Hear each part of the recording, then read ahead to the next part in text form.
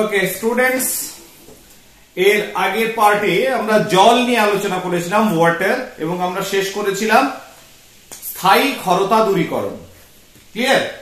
এবং প্রসেস ছিল ion exchange method, অর্থাৎ আয়ন বিনিময় পদ্ধতি। ক্লিয়ার?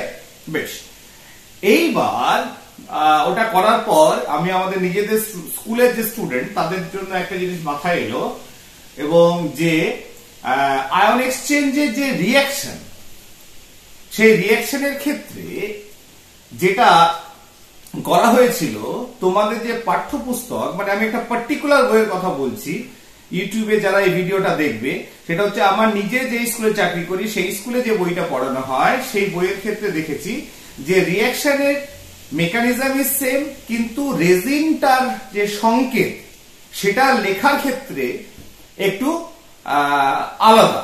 কিন্তু তার মানে এই নয় যে আমি যেটা করিয়েছি সেটা করতে হবে, সেটা করলে ঠিক, বইয়েরটা করলে ভুল, সেটা অ্যাকচুয়ালি নয়। দুটোই তুমি করা যেতে পারে। কারণ হচ্ছে যে রেজিনটা আমরা ইউজ করি, তার বেসিক যে মেকানিজম সেটা হচ্ছে সেম, সে যে রেজিনই ব্যবহার করো। অর্থাৎ যে ক্যাটায়ন এক্সচেঞ্জ রেজিন এবং অ্যানায়ন এক্সচেঞ্জ রেজিন যেটা ব্যবহার করছো, ক্যাটায়ন এক্সচেঞ্জ রেজিন একটা হেভি কম্পাউন্ড, ভারী কম্পাউন্ড, সে ক্যাটায়নটাকে ধরে রাখে, আর অ্যানায়ন এক্সচেঞ্জ রেজিন যেটা ব্যবহার করবে সেটা অ্যানায়নটাকে আটকে রাখবে। ঠিক আছে না? যেমন ধরো আমি কালকে এর আগের যে পার্ট আমি করা হয়েছে ফার্স্ট পার্টে, সেখানে তোমার করা হয়েছিল যে অ্যালকাইল RSO3H। ঠিক আছে? তাহলে এটার সঙ্গে যখন রিঅ্যাক্ট করা হয়েছিল ক্যাটায়ন বিনিময়কারী রেজিন, তার সঙ্গে ক্যালসিয়াম ক্লোরাইড CaCl2, তখন এ কি করেছিল? ধরে রেখেছিল কাকে? ক্যালসিয়ামটাকে।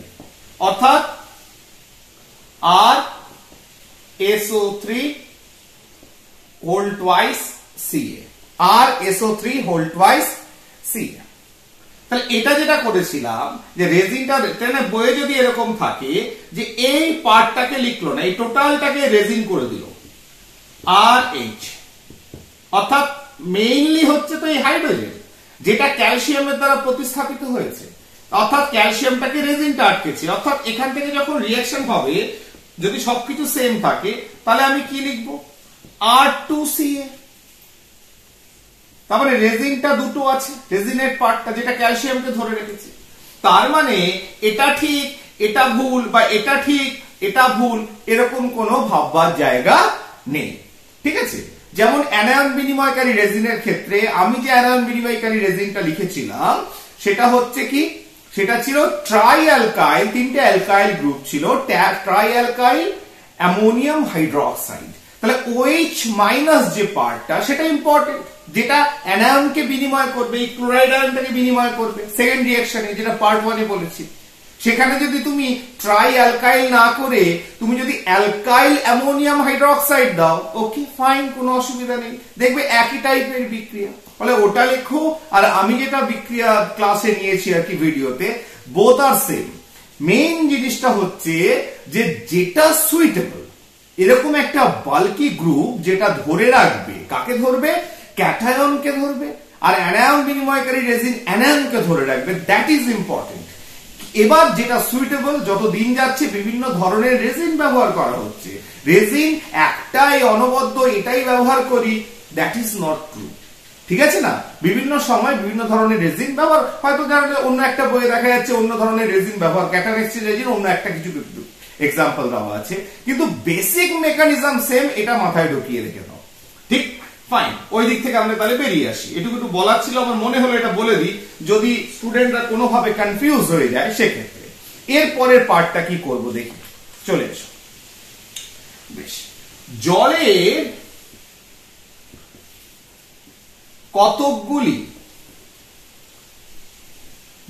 কতকগুলি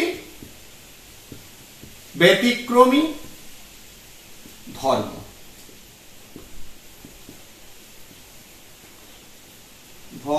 কি লিখছি গো, অ্যাকচুয়ালি খুব তাড়াতাড়ি করতে হচ্ছে, অনেকগুলো জিনিসকে এক জায়গায় করার জন্য লেখা অনেক সময় খারাপ হয়ে যায়, কিন্তু আমি মুখে যেহেতু বলে দিচ্ছি সব বুঝতে পারবে। যদি মুখে না বলতাম শুধু লিখতাম হয়তো অনেক সময় অক্ষরগুলো একটু বুঝতে অসুবিধা হতো। এক বোর্ড ছোট আর দুই হচ্ছে অনেক কিছু জিনিসকে একসঙ্গে বলতে হচ্ছে। ফাইন, তাহলে কিছু এমন ক্যারেক্টার, আনইউজুয়াল ক্যারেক্টার যেটা নর্মালি আমরা ভাবতে পারি না যে জল কি করে এটা করতে পারে। ঠিক আছে, এরকম কিছু ক্যারেক্টার আছে। প্রথম হচ্ছে সলিউবিলিটি।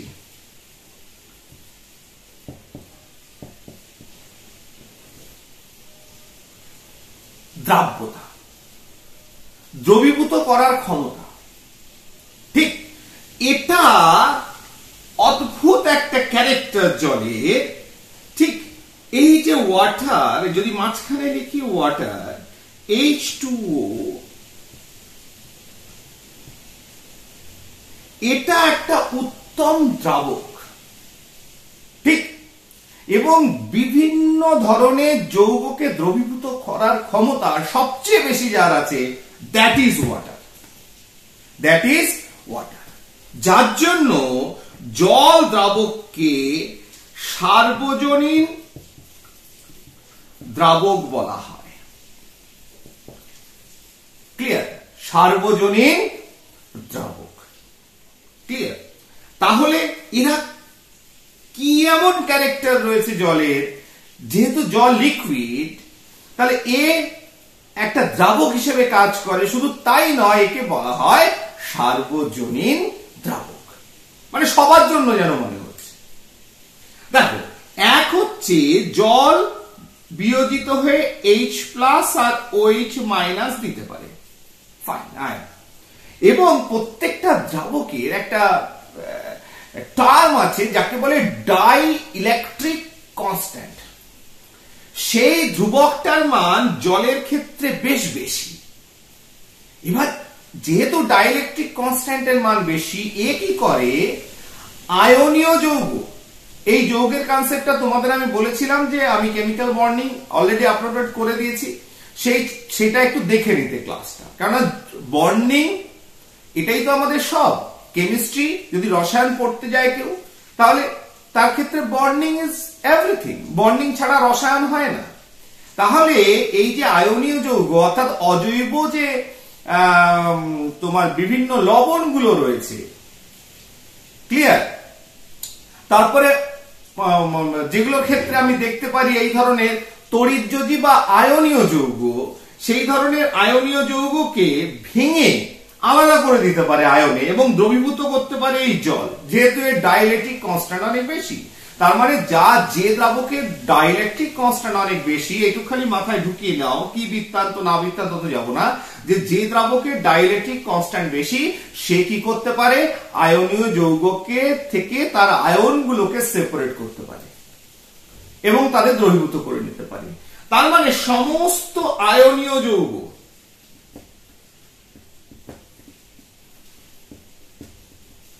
জলে দ্রবীভূত হয়। শুধু তাই নয়, অনেক সমযোজী যৌগ যারা ধ্রুবীয়, যেমন HCl এ দেখো, হাইড্রোজেন আর ক্লোরিনের ভিতর ক্লোরিন তড়িৎ ঋণাত্মক বলে এখানে একটা ডেল নেগেটিভ চার্জ, ডেল পজিটিভ চার্জ পায় এবং একে বিচ্ছিন্ন করতে পারে জল। সমযোজী যৌগ।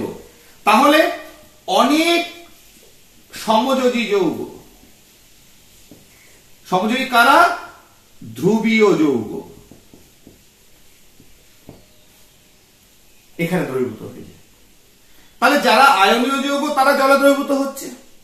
যারা সমযোজী ধ্রুবীয় যৌগ, এবার কারা ধ্রুবীয় না বৃত্তান্ত অত না জেনে, অনেক সময় আমাদের ক্লাস 9-এ যেহেতু অনেক কিছু বন্ডিং, বন্ধন এবং অনেক কিছু জানি না, ফলে খানিকটা মনে রাখার মতো জিনিস রাখতে হয়, অনেক সময় কিছু করার নেই। তাহলে অনেক সমযোজী যৌগ, তাহলে এর ক্যারেক্টার আলাদা। আয়নীয় যৌগ সমযোজী যৌগ ক্যারেক্টারের পার্থক্য রয়েছে। তাহলে দুটো ডিফারেন্ট ক্যারেক্টারের যৌগ দ্রবীভূত হলো। এছাড়া অনেক সমযোজী যারা ধ্রুবীয় নয়, এমন সমযোজী যৌগ কিসের মাধ্যমে, হাইড্রোজেন বন্ধন, হাইড্রোজেনের বন্ধনের মাধ্যমে অনেক সমযোজী জৈব যৌগ জলের ভিতর দ্রবীভূত হয়। ঠিক আছে, তাহলে দেখো জলের কি ধরনের একটা ভার্সেটাইল ক্যারেক্টার, যে বিভিন্ন ধরনের আয়নীয় যৌগ, সমযোজী যৌগ যারা ধ্রুবীয়, আবার অনেক সমযোজী যৌগ যাদের হাইড্রোজেন বন্ধনের মাধ্যমে সে দ্রবীভূত করতে পারে। তাহলে অনেক জৈব যৌগ আছে যারা, বেশ কিছু জৈব যৌগ যারা জলে দ্রবীভূত হতে পারে। তাহলে এইভাবে বিভিন্ন ধরনের যৌগ, যেহেতু বিভিন্ন ধর্মের যৌগকে জল দ্রবীভূত করতে পারে, জলকে বলা হয় সার্বজনীন দ্রাবক। ঠিক আছে না, ইউনিভার্সাল সলভেন্ট। তাহলে এটা একটা আনইউজুয়াল ক্যারেক্টার, একটা ব্যতিক্রমী ক্যারেক্টার জলে। আবার জলকে যদি দেখো, জলের H2O আণবিক গুরুত্ব কত? 18। তাহলে এত কম আণবিক গুরুত্ব, আমরা এক্সপেক্ট করেছিলাম যে জল 18, তো জল গ্যাসীয় অবস্থায় থাকবে। কম আণবিক গুরুত্ব, আমি O2 যদি ভাবি, N2 যদি ভাবি, CO2 যদি ভাবি, এর করসপন্ডিং যদি CO2, O2, তাহলে CO2 হচ্ছে 44, O2 কত? 32। তাহলে এদের কম্পারেটিভলি এর আণবিক গুরুত্ব অনেক কম। তাহলে সবাই ভেবে যে জল তো গ্যাসীয় হবে, এত কম আণবিক গুরুত্ব গ্যাসীয় আকারে থাকবে।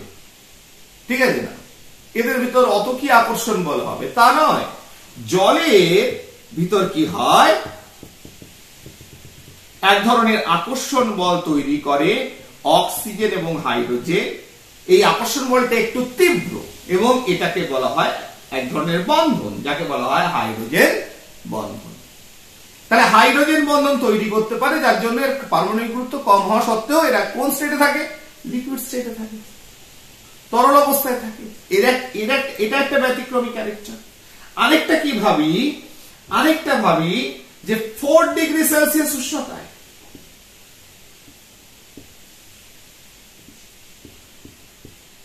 জলের ঘনত্ব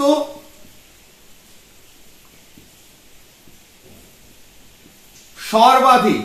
এই কথাটা তোমরা অনেকবার শুনেছ যে 4 ডিগ্রি সেলসিয়াস উষ্ণতায় জলের ঘনত্ব সর্বাধিক। তো এরকম হঠাৎ করে 4 ডিগ্রিটা কেন? কেন তার থেকে কম নয়? কেননা জল অবস্থায় 0 ডিগ্রিতে বরফ হয়, ঠিক কিনা? তাহলে 4 ডিগ্রিতে কেন? তার ঘনত্ব, ঘনত্ব মানে অণুগুলো কাছে কাছে আসে। অণুগুলো কি হয়? কাছাকাছি আসে।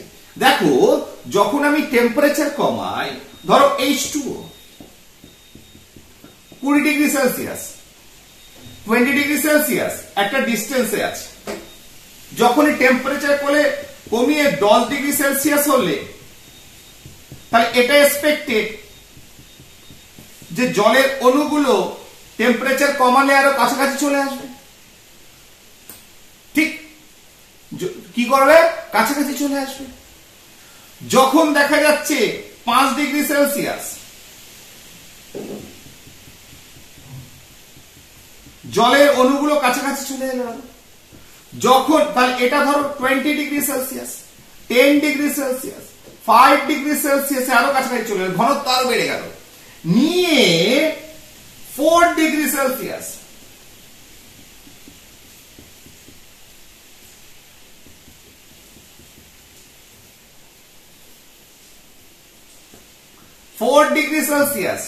সবচেয়ে কাছে চলে এলো এবং একসঙ্গে জলের অণুগুলো খুব কাছাকাছি অবস্থান করলো, অর্থাৎ মাস পার ইউনিট ভলিউম, যেটা ঘনত্ব সর্বাধিক হলো 4 ডিগ্রি সেলসিয়াসে।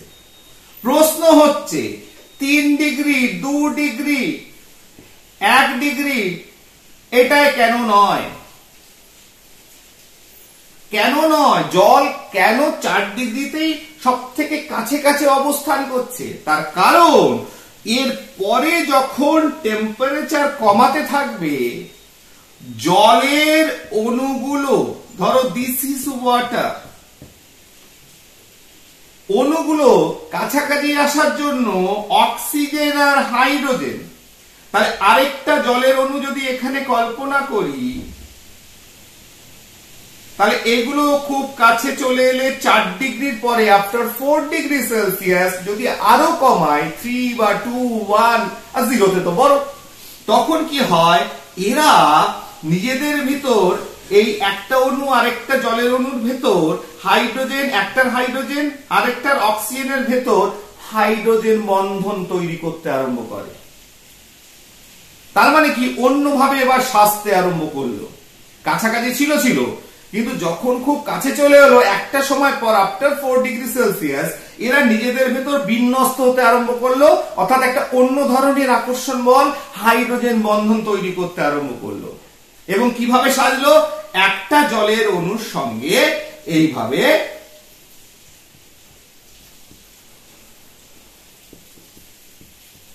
এই ডট ডট গুলো হচ্ছে হাইড্রোজেন বন্ড।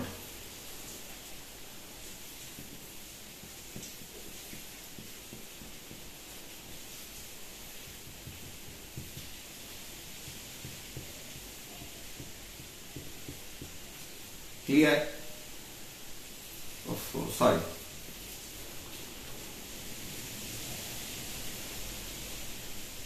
ঠিকই আছে।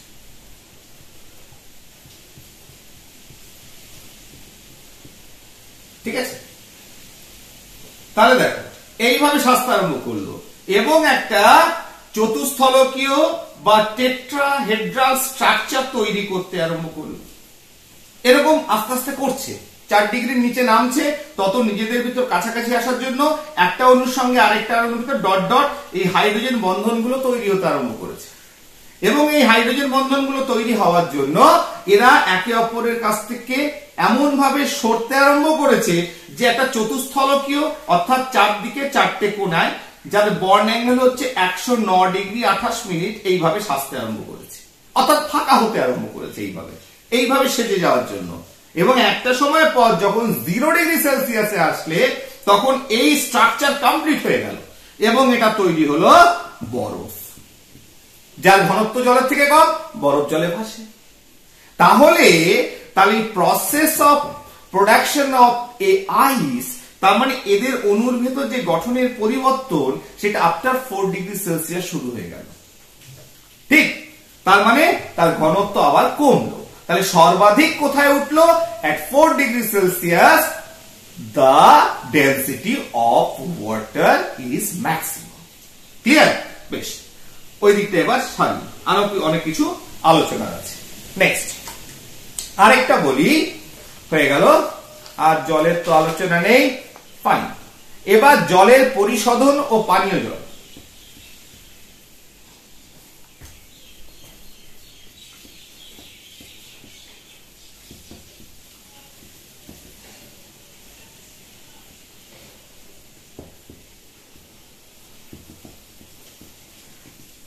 পানীয় জল পান করতে হবে, ঠিক আছে? পান করার জন্য একটা কি, স্ফুটন, ফুটিয়ে বিভিন্ন জীবাণুগুলোকে নষ্ট করি। 2 নম্বর কি, ইউভি রে, আল্ট্রাভায়োলেট রে। আল্ট্রাভায়োলেট রেতে যে ফ্রিকোয়েন্সি থাকে সেই কম্পাঙ্কটা কি করে, সেই জীবাণুগুলোকে মেরে ফেলে। ঠিক আছে, সেটা মার্কারি ভেপার ল্যাম্প থেকে পাই। অনেক সময় অনেকের বিভিন্ন যে ফিল্টার গুলো ব্যবহার করা হয় ঘরে, সেখানেও দেখবে লেখা আছে ইউভি।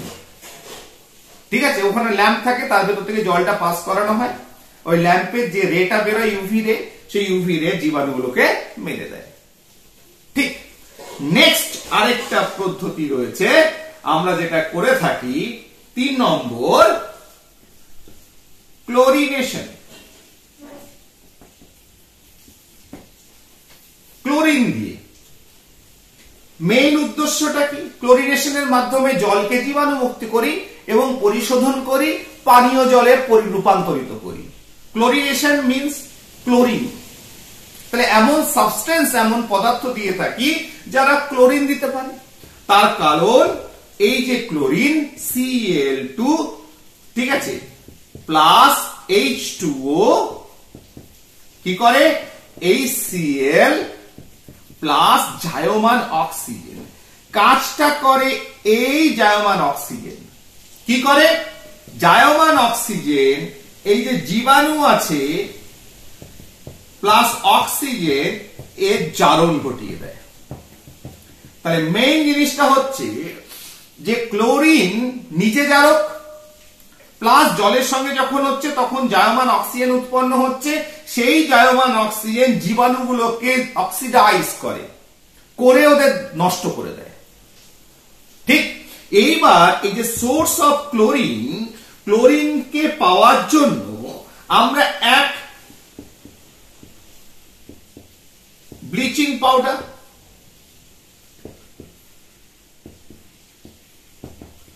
ব্যবহার করে থাকি, ঠিক আছে না? CaOCl যেটা জলে দিলে ক্যালসিয়াম হাইড্রোক্সাইড প্লাস ক্লোরিন উৎপন্ন করে। 2 নম্বর হচ্ছে KMnO4,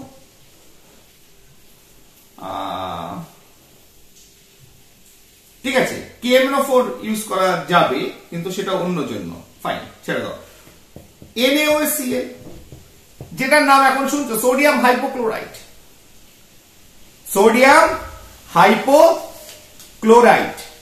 ঠিক আছে, এটা করা যেতে পারে। যে sodium hypochlorite is also a source of কিসে? ক্লোরিন। 3 নম্বর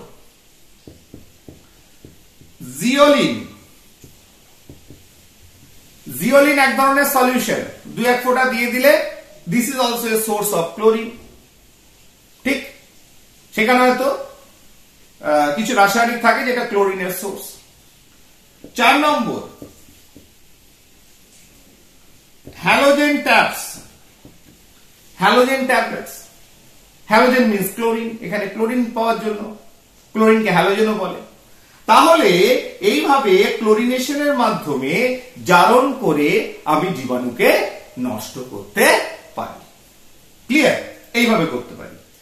এছাড়া তাহলে 1 ফুটিয়ে করতে পারি, 2 হ্যালোজেন ল্যাম্পের মাধ্যমে তোমার ইউভি রে দিয়ে করতে পারি, 3 ক্লোরিনেশনের মাধ্যমে করতে পারি। 4 নম্বর KMnO4, পটাশিয়াম পারম্যাঙ্গানেট, যা জলের সঙ্গে বিক্রিয়া করে potassium hydroxide, manganese dioxide plus German oxygen উৎপন্ন করে। অর্থাৎ জার্মান অক্সিজেনের ফর্মটা তো তুমি জানো, জীবাণুর সঙ্গে মিলে একে জারিত করে দেয়। তাহলে পটাশিয়াম পারম্যাঙ্গানেট দিয়েও জলকে আমরা পরিশোধন করে থাকি, করে সেটাকে পানের যোগ্য আমরা করে তুলি। 5 নম্বর O3, ওজোন গ্যাস পাখি, কারণ এখান থেকে বিয়োজিত হয় অক্সিজেন প্লাস জায়মান অক্সিজেন দেয়। এই জায়মান অক্সিজেন মানে এর সঙ্গে জীবাণুকে কি করে দিচ্ছে? জারিত করে দিচ্ছে। তাহলে ওজোন গ্যাস দিয়েও পরিশোধন করা হয়। তাহলে দেয়ার আর সেভারাল ওয়েজ যার মাধ্যমে জলকে আমি জীবাণু মুক্ত করে থাকি। কিন্তু একটা জিনিস মাথায় রাখতে হবে যে এই জীবাণু মুক্ত করলেও আর্সেনিক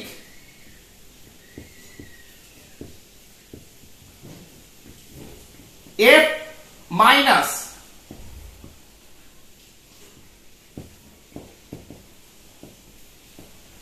ফ্লুরাইড, তাহলে আর্সেনিক বা ফ্লুরাইড দূষণ F- ফ্লুরাইড মূলক, এর দূষণ আমি কিছুতেই এই সাধারণ প্রসেসের মাধ্যমে যে পরিশোধনের পদ্ধতিগুলো বললাম এর মাধ্যমে আমি আর্সেনিক বা ফ্লুরাইড দূষণ আমরা দূর করতে পারি না।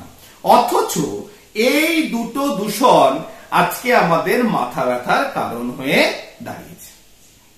তাহলে আমরা পরিশোধনের জন্য প্রথমে যে প্রসেসগুলো বললাম সেগুলো অ্যাপ্লাই করতে পারি, কিন্তু আর্সেনিক বা ফ্লুরাইড দূষণের ক্ষেত্রে আমরা ওই সাধারণ প্রসেসগুলো ব্যবহার করতে পারি না, বা ওই কেমিক্যালস গুলো শুধু দিলে চলবে না।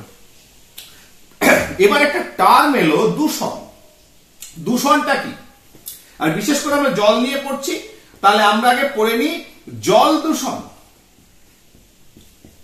তাহলে দূষণ যে টার্ম, তাহলে ওয়াটার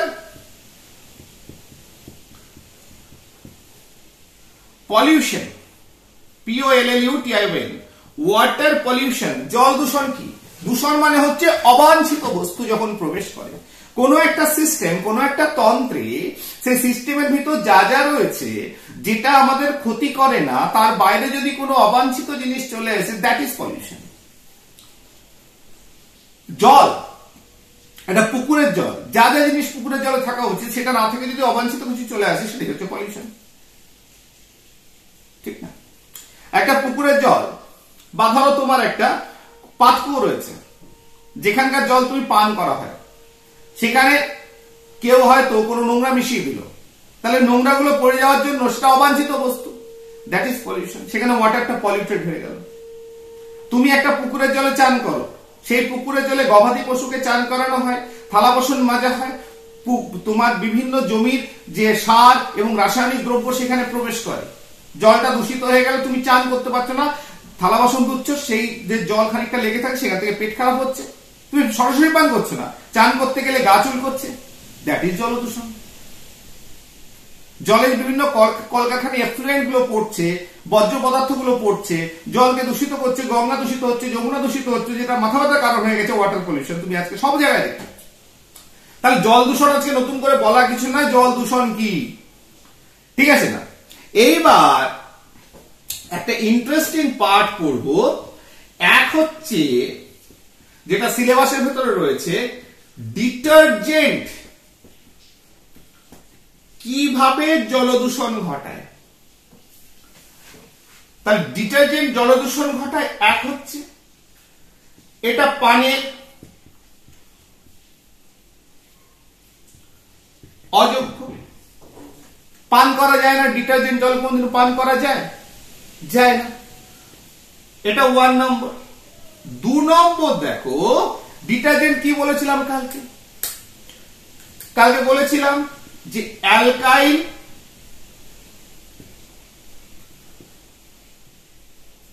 বেনজিন সালফোনেট, কার? অ্যালকাইল বেনজিন সালফোনেট কার? সোডিয়াম কিংবা পটাশিয়াম, এদের সালফোনিক অ্যাসিডের লবণ অ্যালকাইল বেনজিন সালফোনেট। তার সঙ্গে অনেক সময় দেখো, এক ডিটারজেন্ট মানে কি একটাই রাসায়নিক কেমিক্যাল কম্পোজিশন হবে তা তো নয়, সেভারেল হতে পারে। তার সঙ্গে অনেক সময় আমরা দেখি সোডিয়াম ট্রাই পলিফসফেট। তাহলে এই ফসফেটটা ক্লিয়ার, তাহলে এই যে ট্রাই পলিফসফেট ব্যবহার করা হচ্ছে, এই ফসফেট আয়নটা কি করে, জলে যখন এটা ইউজ করলাম ডিটারজেন্টটা, 2 নম্বর পয়েন্টটা, তাহলে এই যে ডিটারজেন্টের কম্পোজিশন, এরা কি করে, জলে উপস্থিত ক্যালসিয়াম, ম্যাগনেসিয়াম বা আয়রন বা সোডিয়াম বা অ্যালুমিনিয়াম, তাহলে বিভিন্ন যে মেটাল আয়নস গুলো থাকে সল্ট রূপে, তাদের সঙ্গে ফসফেটটা, তাদের ফসফেট লবণ তৈরি করে। তাহলে এই যে ডিটারজেন্ট, তাহলে ডিটারজেন্টের দূষণের আরেকটা পয়েন্ট হচ্ছে, ডিটারজেন্ট জলে ব্যবহার করলে জলকে দূষিত হয়, পানির অযোগ্য করে, প্লাস ডিটারজেন্ট ফসফেট লবণ তৈরি করছে। তাহলে ডিটারজেন্ট যে সেকেন্ড পয়েন্টটা ফসফেট লবণটা তৈরি করছে, সে তারা কি করলো, সেই ফসফেট লবণটা বিভিন্ন যে শ্যাওলা, তারপরে জলজ বিভিন্ন দেখবে জলজ উদ্ভিদ বিভিন্ন, ঠিক অ্যালগি বা শ্যাওলা, তারপরে কচুরিপানা, এইগুলোর খুব ভালো খাবার, ক্লিয়ার? তাহলে এই ধরনের ওয়াটার বডিজ যেগুলো রয়েছে, যেগুলো প্ল্যান্টস গুলো রয়েছে, ঠিক আছে, তাদের খুব ভালো খাবার হচ্ছে এই ধরনের ফসফেট কম্পাউন্ডস। ফলে কি হয়, তোমার একটা পুকুরের ভিতর কচুরিপানা, শ্যাওলা এগুলো জমে জলটা দেখবে সবুজ হয়ে গেছে। ফলে কি হয়, অক্সিজেনের কেন হচ্ছে আমি বলছি এখনই। ফলে দেখা যায় এই ধরনের শ্যাওলা এবং কচুরিপানায় পুকুরটা ভর্তি হওয়ার জন্য পুকুরের ভেতর যে ডিজলভ জলে যে ডিজলভ অক্সিজেন তার পরিমাণটা কমে যায়, ঠিক আছে? তাহলে এইভাবে ডিটারজেন্ট কি করে, জলকে দূষিত করে। এক হচ্ছে পানের অযোগ্য করে দেয়, ঠিক। 2 নম্বর হচ্ছে বা ধরো সেই জলটায় বিভিন্ন শারীরিক চামড়ায় ক্ষতি করে।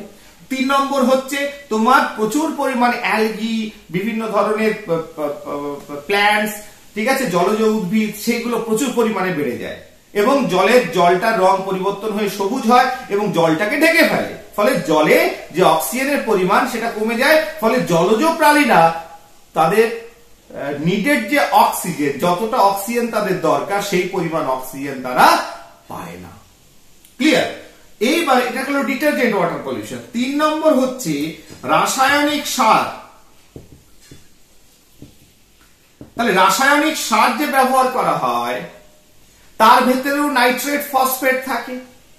তাহলে সেগুলো যখন প্রবেশ করছে, তাহলে ডিটারজেন্ট যেমন জলজ বিভিন্ন অ্যালগি, ঠিক আছে, প্ল্যান্টস, তোমার সেই তোমার শ্যাওলা এবং তার সঙ্গে কচুরিপানা, তাহলে এদেরকে বাড়াতে সাহায্য করছে, এদের পরিমাণ জলে বেড়ে যাচ্ছে।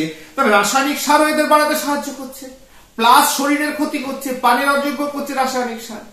তাহলে এই দুটো, এই যে ঘটনাটা ঘটালো, যে অবাঞ্ছিত বস্তুদের জলে তাদের উপস্থিতির পরিমাণটাকে বাড়িয়ে দিল, যেটা অবাঞ্ছিত। এইভাবে এরা কি করলো, রাসায়নিক সার বা ডিটারজেন্ট জলের দূষণ ঘটালো। ঠিক। ক্ষতিগ্রস্ত কারা হলো? জলজ প্রাণী, যাদের অক্সিজেন দরকার, তারা অক্সিজেন পাচ্ছে না, মরে যাচ্ছে। দেখবে মাছ মারা যাচ্ছে, চারিদিকে শ্যাওলায় ঢেকে গেছে, কচুরিপানায় পুকুর ভর্তি হয়ে গেছে। ঠিক। তখন দেখবে সেখানে যে প্রাণীরা, যেটা জলের অক্সিজেন, ডিজলভ অক্সিজেন, জলে যে অক্সিজেনটা রয়েছে তাদের নিয়ে বেঁচে থাকে, সেই প্রাণীরা আস্তে আস্তে মরে যাচ্ছে due to lack of oxygen. এই যে ঘটনা, ডিটারজেন্ট বা রাসায়নিক সার যে জলটাকে সবুজ করে দিল, শ্যাওলার পরিমাণ বাড়িয়ে দিল, কচুরিপানার পরিমাণ বাড়িয়ে দিল, জলজ উদ্ভিদের পরিমাণ বাড়িয়ে দিল, এটাকে বলা হয় ইউট্রফিকেশন।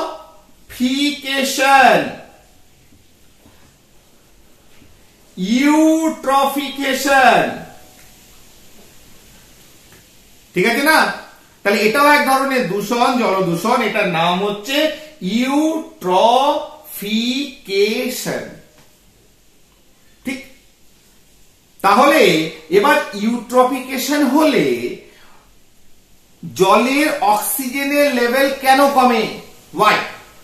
এটা একটা প্রশ্ন, যে অক্সিজেনের লেভেলটা কেন কমে যায়।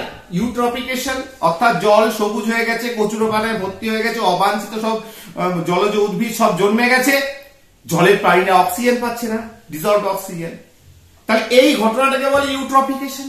এবার ইউট্রফিকেশন হলে জলে যে বিভিন্ন অ্যালগি গুলো রয়েছে সেইগুলো যখন মরে যায়, সেগুলোকে ডিকম্পোজ করার জন্য, নষ্ট করে দেওয়ার জন্য এই উদ্ভিদগুলোকে বিভিন্ন মাইক্রো অর্গানিজম, ঠিক আছে না, বিভিন্ন ছোট ছোট জীব, এরা কি করে, এটাকে নষ্ট করে দেয় এবং এই মেটাবলিজম প্রসেসের জন্য তাদের অক্সিজেন চাহিদা হয়।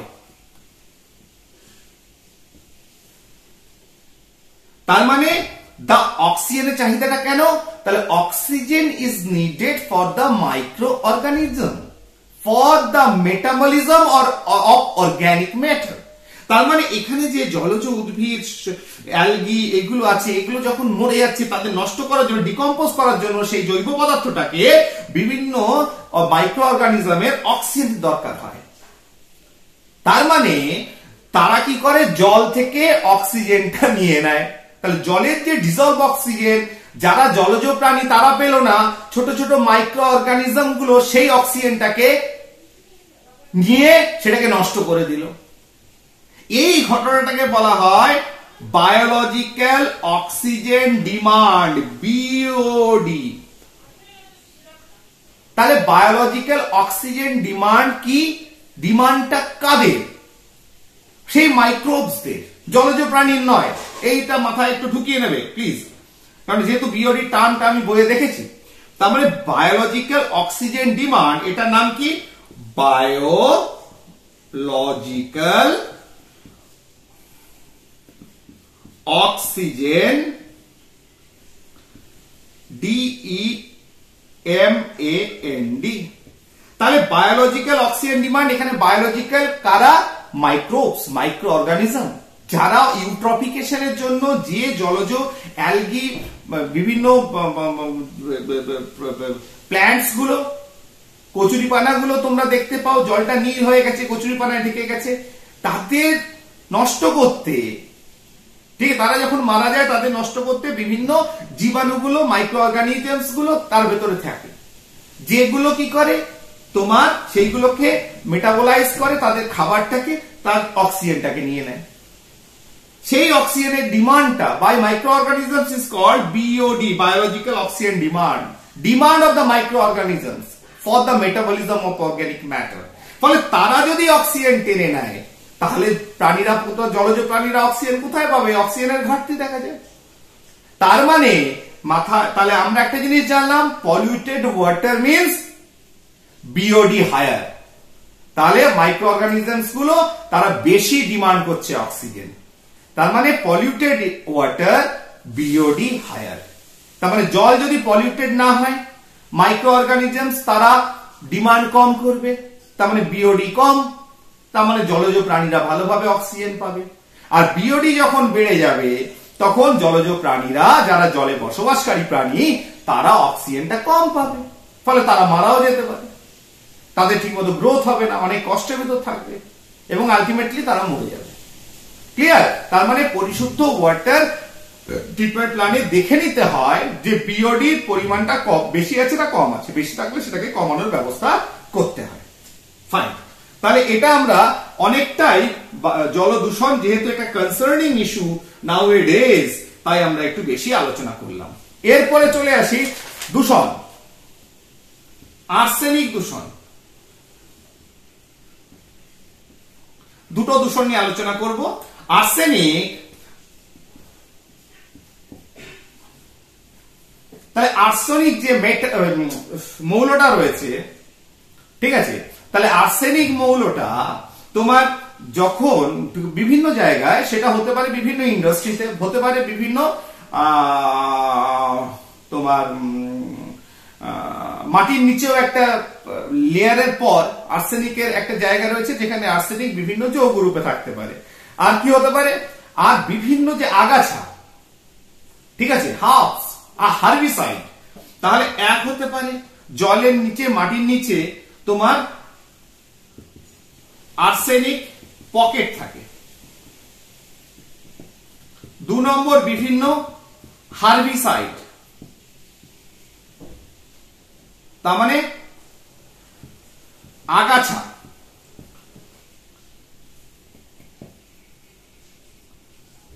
আগাছানাশক, ঠিক আছে, হার্বিসাইড বা আগাছা। 3 নম্বর হচ্ছে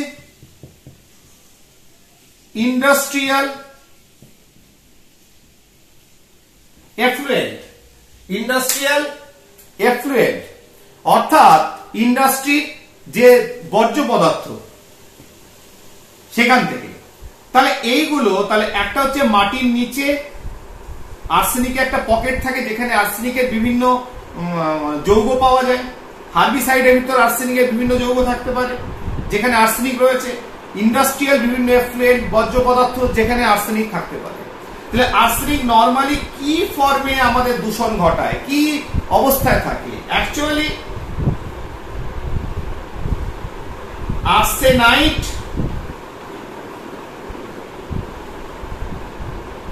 আর আর্সেনেট কিভাবে থাকে? আর্সেনাইট এবং আর্সেনেট, ঠিক আছে না? আর্সেনেট মানে হচ্ছে AsO4 3-, এই আয়নটা যেখানে আর্সেনিক রয়েছে, আর্সেনেট আয়ন, লেড আর্সেনেট হতে পারে, ঠিক আছে, সোডিয়াম আর্সেনেট হতে পারে। তাহলে বিভিন্ন ধাতুর আর্সেনেট ফর্মে যৌগ থাকতে পারে। আর আর্সেনাইট, বিভিন্ন রকম আর্সেনাইট হয়, নট এ সিঙ্গেল ফর্মুলা যেটা দিয়ে আমি আর্সেনাইটকে এই ধরনের আর্সেনিক যখন আর্সেনাইট আয়ন আকারে থাকে সেটা হতে পারে ASO3 আর্সেনাইট একটা ফর্ম, পলি আর্সেনাইট, পাইরো আর্সেনাইট, অর্থো আইসোনাইট, ঠিক আছে না, মেটা আর্সেনাইট, তার বিভিন্ন ধরনের আর্সেনাইট আয়নস আকারে থাকতে পারে। তাহলে দিস ইজ দ্য সোর্স, মানে এইভাবে আর্সেনিক থাকে এবং সেটা এই জায়গাগুলো থেকে জলে প্রবেশ করে এবং জলকে দূষিত করে। যেহেতু আমরা জল দূষণ পড়ছি, এখানে পড়বো হচ্ছে আর্সেনিক দূষণ। এইবার এই যে আর্সেনিক দূষণ কখন, প্রত্যেকটা দেখবে দূষিত পদার্থের একটা লিমিট আছে। WHO ওয়ার্ল্ড হেলথ অর্গানাইজেশন তার রেকমেন্ডেশন অনুসারে 0.01 মিলিগ্রাম পার লিটার, 1 লিটারে 0.01 মিলিগ্রাম হচ্ছে পারমিসেবল। সেটা শরীরে যদি প্রবেশ করে arsenic in arsenate or arsenite form, যে ফর্মেই আসুক না কেন যৌগ আকারে, তাহলে সেটা 0.01 মিলিগ্রাম পার লিটার, যেটা World Health Organization permissible limit. কিন্তু এর বাইরে যখনই প্রবেশ করছে তখন আমাদের তার প্রভাব কি হচ্ছে? প্রভাব যেটা মোস্ট ভাইটাল সেটা হচ্ছে হাতের তালু, পায়ের নিচে ঘা হচ্ছে, ফেটে যাচ্ছে, রক্ত বেরোচ্ছে, ঠিক হচ্ছে না। Because arsenic is also a heavy metal, ঠিক আছে না, মানে ভারী অনেক, আণবিক গুরুত্ব অনেক বেশি, এদের শরীর থেকে বার করা যায় না ওইভাবে।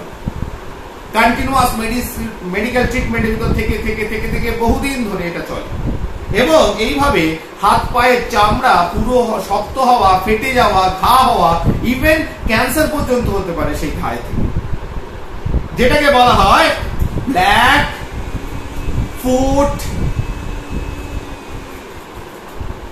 ডিজিজ। ব্ল্যাক ফুট ডিজিজ যে রোগটাকে বলে, যেটা আমাদের মাথা ব্যথার কারণ। 24 পরগনা, মালদা, তারপরে তোমার মেদিনীপুর, বিভিন্ন জায়গায় কম বেশি এই ধরনের আর্সেনিক পাওয়া যায় এবং সেক্ষেত্রে দেখা যাচ্ছে যে আমাদের ওয়াটার লেভেল, মাটির নিচে আর্সেনিক পকেটের পরিমাণটা যদি একটু আপার লেয়ারে থাকে, উপর দিকে থেকে যায়, সেক্ষেত্রে জলে আর্সেনিক চলে আসছে। আর আরেকটা কি, হয়তো বিভিন্ন জায়গায় আর্সেনিক পাওয়া যাচ্ছে, তাদের লেভেলটা, পরিমাণটা WHO রেকমেন্ডেশন তার থেকে অনেক কম, ফলে ওটা আমাদের মাথা ব্যথার কারণ হচ্ছে না। কিন্তু যে সকল এলাকায় আর্সেনিকের পরিমাণটা অনেক বেড়ে যাচ্ছে, মানে ওদের পারমিসেবল লেভেলকে অতিক্রম করে যাচ্ছে, তখন সেটা মাথা ব্যথার কারণে দাঁড়াচ্ছে। ঠিক আছে, তাহলে ব্ল্যাক ফুট ডিজিজ যেটা আমাদের একটা মাথা ব্যথার কারণ। এইবার প্রতিকার কি করে আর্সেনিককে দূর করতে পারে? 1 নম্বর, সোডিয়াম হাইপোক্লোরাইড ব্লিচিং পাউডার দাও।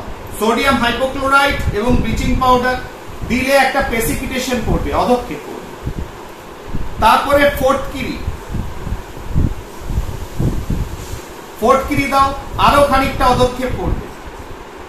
তারপরে জলটা নাও, আর্সেনিক যে রূপেই ফর্মেই থাকুক না কেন, আর্সেনেট বা আর্সেনাইড, সেটাকে দূর হয়ে যাবে। Sodium hypochlorite, bleaching powder and then ফোর্টকিরি বা ফিটকিরি। ঠিক আছে, দিস ইজ এ ওয়ে যেটা আমরা ব্যবহার করে এটার প্রতিকার করতে পারি। 2 নম্বর কি করতে পারি? ফিল্টার গার্ড, যেমন ফিল্টার যে হয় আর কি, ফিল্টার ক্যান্ডেল হয়, যেগুলো তোমার বিভিন্ন ফিল্টার ক্যান্ডেল ইউজ করেছো, তার বাইরে একটা এরকম ব্যাগ ঝোলাতে হয়। ব্যাগে Al2O3 অ্যালুমিনা সলিড কিংবা ফেরিক হাইড্রোক্সাইড এই ব্যাগের ভেতর থাকে। তাহলে ফিল্টারের বাইরে আরেকটা ফিল্টার, তাই ব্যাগ, ফলে যখন তুমি জল এসে প্রবেশ করে প্রথমে একটা ছাঁকনি, তারপরে নরমাল ফিল্টার ক্যান্ডেল, তার বাইরে একটা ব্যাগে অ্যালুমিনা অথবা ফেরিক হাইড্রোক্সাইড রাখা থাকে, তাহলে কি হচ্ছে, আর্সেনেট বা আর্সেনাইট আয়নস গুলো রয়েছে সেগুলো এখানে ছেকে যাবে, তুমি পিওর ওয়াটার পাবে। 3 নম্বর হচ্ছে আয়ন বিনিময় পদ্ধতি। এক্ষেত্রে একটা স্পেশাল তোমার আয়োডিন যোগ করা হয় রেজিনে, একটা special type of resin use করা হয়, যেখানে ওই আয়ন এক্সচেঞ্জের মাধ্যমে ওই আর্সেনেট এবং আর্সেনাইট আয়নগুলোকে ওই রেজিনের ভেতরে আটকে দেওয়া হয়। যেমন আমরা হার্ড ওয়াটারের ক্ষেত্রে ক্যালসিয়াম, ম্যাগনেসিয়াম, আয়রন গুলো আর ক্লোরাইড, সালফেট গুলোকে আটকাচ্ছিলাম, তেমনি আয়ন এক্সচেঞ্জে এই অ্যানায়ন গুলো যেগুলো রয়েছে, আর্সেনেট বা আর্সেনাইট আয়ন, এইগুলোকে অ্যানায়ন এক্সচেঞ্জ রেজিমটার একটু পরিবর্তন ঘটিয়ে আমরা আয়ন এক্সচেঞ্জ পদ্ধতিতে, আয়ন বিনিময় পদ্ধতিতে আমরা আর্সেনিককে দূর করতে পারি। So these are the methods যেভাবে আমরা করতে পারি, কিভাবে আর্সেনিককে প্রতিকার করতে পারি। তাহলে আর্সেনিক দূষণ জিনিসটা কি আর তার সঙ্গে তার প্রতিকার করে দিলাম। এরপরে F-1 ফ্লুরাইড। এই যে ফ্লুরাইডের পারমিসিবল লিমিট হচ্ছে 1 মিলিগ্রাম পার লিটার, যেটা WHO রেকমেন্ড করেছে। এই ফ্লুরাইড, সোডিয়াম ফ্লুরাইড বা পটাশিয়াম ফ্লুরাইড, বিভিন্ন ফ্লুরাইড রূপে জলের ভেতর থাকে। এটা হলে কি হয়, এটা মেইনলি ক্ষতি করে, দেখো দাঁতকে হলুদ করে দেয়। যে কোনো কিছু নেই, সে কোনো নেশার দ্রব্য সে খায় না, চেবোয় না, দাঁতে দেখা যাচ্ছে দাঁতটা হলদে। তাহলে একটা এলাকার লোকের দাঁতটা দেখা যাচ্ছে হলদে, তার হাড়টা হয়ে যাচ্ছে ভঙ্গুর। হাড় কেমন? ভঙ্গুর, চট করে ভেঙে যায়, দুর্বল, প্রত্যেকটা হাঁটুর গোড়ায় গোড়ায় ব্যথা। অস্টিও আর্থারাইটিসের ওই এলাকার লোকেদের বেশি অস্টিও আর্থারাইটিস। তাহলে এই ধরনের হাড় জনিত যখন সমস্যাগুলো আসে, ঠিক আছে, বা ধরো শারীরিক বিকৃতি, মোস্ট ইম্পর্টেন্ট, শরীর বেঁকে যায়, হাত বেঁকে যায়, পা বেঁকে যায়, ঠিক আছে, পা বেঁকে যায়, ঠিক আছে, এগুলোকে বলা হয়। তাহলে এই রোগ কি কি রোগ হতে পারে? ওখানে যেমন ব্ল্যাক ফুট ডিজিজ, এটা হচ্ছে ফ্লুরোসিস। এই যে হাড়ের বিকৃতি, হাড় বেঁকে যাওয়া, দুর্বল হয়ে যাওয়া, এনামেল দাঁতের নষ্ট হয়ে যাওয়া, দাঁত পড়ে যাওয়া, পা বেঁকে যাওয়া, এগুলোকে বলা হয় ফ্লুরোসিস। এই ফ্লুরোসিসের ভেতরে যাদের দেখা গেছে পা গুলো বেঁকা, হাঁটুর নিচ থেকে পা গুলো বেঁকা, তাদের সেটাকে আরেকটা স্পেশাল নাম দেওয়া হয় যে ডিজিজটার, নক নি, নি মানে হাঁটু, নক নি সিনড্রোম। কি বলা হয়? নক নি সিনড্রোম। ঠিক আছে, এইবার এই যে ফ্লুরোসিস যে হচ্ছে ফ্লোরাইডের দূষণের ফলস্বরূপ, এদের প্রতিকার কিভাবে করতে পারি, কি করে ফ্লোরাইড দূর করতে পারি? ঠিক আছে, তাহলে এক হচ্ছে যেটা আমি করেছিলাম আয়ন এক্সচেঞ্জ। তাহলে দূর করতে হবে কাকে? F- অ্যানায়নকে। তাহলে অ্যানায়নের যে পার্টটা, যে নরমাল বললাম না রেজিন যে ওই পার্টিকুলার ওটা হবে তা নয়, বিভিন্ন ক্ষেত্রে বিভিন্ন রকম রেজিন ব্যবহার করা হয়ে থাকে। তাহলে আয়নকে, অ্যানায়ন যেহেতু দূর করতে হবে, ফ্লোরাইড আয়নটা দূর করা আমাদের হেডেক হচ্ছে ফ্লোরাইড আয়ন, অ্যানায়ন। ফলে অ্যানায়ন বিনিময়কারী রেজিনটার কোনো পরিবর্তন ঘটিয়ে এই আয়ন বিনিময় পদ্ধতিতে আমি যদি ফ্লোরাইডটাকে ধরে রাখতে পারি, অ্যানায়নটাকে ধরে নিতে পারি, তাহলে কি হবে? ফ্লোরাইড দূষণ থেকে মুক্তি পাবো। ফলে এই আয়ন বিনিময় is a process, ion exchange ইংরেজিতে বলে, যেখান থেকে ফ্লোরাইডকে দূর করতে পারি।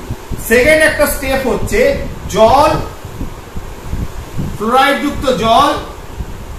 তাহলে এটা কি? ফ্লোরাইড যুক্ত জল প্লাস অ্যালুমিনা প্লাস ফটকিরি মেশালে একটা প্রেসিপিটেট করবে, ফ্লোরাইডটা প্রেসিপিটেট হয়ে যাবে, জলটাকে বিশুদ্ধ জলে ফিল্টার করে তুমি বিশুদ্ধ জল পেয়ে যাচ্ছ। যেটা তোমার ওখানে করেছিলাম আমি তোমার আর্সেনিকের দূষণের ক্ষেত্রে, তোমার sodium hypochlorite, bleaching powder, sodium hypochlorite এবং তার সঙ্গে ব্লিচিং পাউডার দিয়েছিলাম, নিয়ে খানিকটা অদক্ষেপ পড়েছিল, ফিল্টার আউট করে নিয়েছিলাম, দেন ফটকিরি দিয়েছিলাম, আরো কিছু ফিল্টার পড়লে ফিল্টার আউট করে নিয়েছিলাম, করে বিশুদ্ধ জল পেয়েছিলাম। এখানে ফটকিরি তোমার ফ্লোরাইড যুক্ত জলের সঙ্গে অ্যালুমিনা এবং ফটকিরি দিয়ে ওটাকে আলাদা করে নেওয়া হয়। যদি কোনো অদক্ষেপ থাকে ফ্লোরাইড রূপে, সেটা অদক্ষিপ্ত হয়ে যায়, সেটা ফ্লোরাইডটা তোমার, এবং বাকি জলটাকে আমরা ফিল্টার করে আলাদা করে নিতে পারি। আরেকটা মেথড, 3 নম্বর মেথড, বইয়ে আছে যখন লিখেই দিই, তীব্র ক্ষার, সোডিয়াম হাইড্রোক্সাইড বা পটাশিয়াম হাইড্রোক্সাইড জলের সঙ্গে যোগ করে chlorine plus Al2SO4O3, aluminium sulphate বা অ্যালুমিনিয়াম ক্লোরাইড AlCl3। তাহলে এটা একটু মনে রেখে দিতে হবে। দেখো এটা বোঝার কিছু নেই, জাস্ট মনে রাখা, ঠিক আছে? তাহলে প্রসেস কি প্রসেসে করা হচ্ছে সেটা মনে রাখতে হবে, এখানে বুঝে তুমি কিছু করতে পারবে না, তোমাকে মনে রেখে দিতে হবে, ঠিক আছে। মিনিমাম 1 or 2 প্রসেস যেখানে আমি ফ্লোরাইড দূষণ দূর করতে পারি। তাহলে তোমাকে তিনটেই মনে রাখতে হবে। এখান থেকেই প্রশ্ন আসবে, বিক্রিয়া আসবে তা নয়, এখানে বিক্রিয়াটা ইম্পর্টেন্ট নয়, এখানে কি করে আমি প্রতিকার করতে পারি তার একটা ওয়ে আউট প্রসেস, সেটা পরীক্ষায় আসতে পারে, ঠিক আছে। তাহলে সোডিয়াম হাইড্রোক্সাইড বা পটাশিয়াম হাইড্রোক্সাইড তীব্র ক্ষার জলের সঙ্গে ক্লোরিন এবং তার সঙ্গে অ্যালুমিনিয়াম সালফেট বা অ্যালুমিনিয়াম ক্লোরাইড ব্যবহার করেও আমি ফ্লোরাইড দূষণ থেকে মুক্তি পেতে পারি। ওকে, তাহলে আর তো কিছু নেই। ওকে, থ্যাংক ইউ ভেরি মাচ। তাহলে জল আমরা শেষ করলাম, জল সম্পর্কে যা জানার অল্প বিস্তর একটু বেশি করেই আমরা একটু জেনেছি, যেহেতু ইন্টারেস্টিং পার্ট কিছু রয়েছে তাই আমরা একটু বেশি করে জানলাম, সিলেবাসটাকে ধরে রেখে আশপাশের পেরিফেরিটাকে একটু বড় করে আমরা একটু জানার চেষ্টা করলাম। তাহলে এখানেই আমাদের জল শেষ হলো। Thank you.